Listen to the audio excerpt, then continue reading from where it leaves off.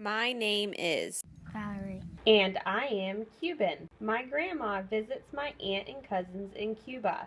She told me when I was 7 that I would be able to go to Cuba after my 10th birthday.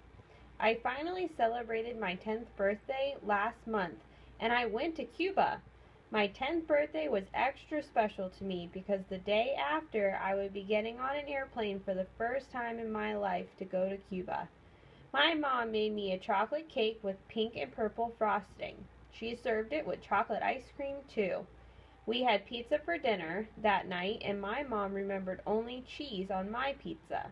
The day after my 10th birthday, my grandma, mom, and I headed to the airport to get on our plane to go to Cuba. I was so excited, but when we arrived to the airport, our plane was not there.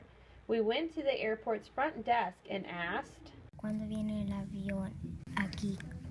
Yo no sé, está tareado, está en Cuba. The receptionist explained to my mother, Yo no sé porque hay una tormenta dejando el avión en Cuba. I told my mom, A lo mejor hay otro avión que podemos montar para Cuba.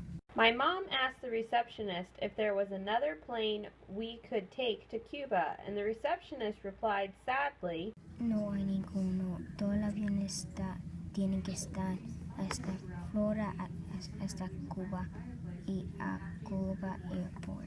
My mom looked down at me and said, Tenemos que esperar, Valeria. Disculpa.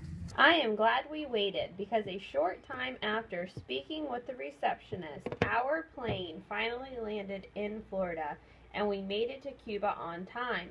We landed in Havana, the capital of Cuba.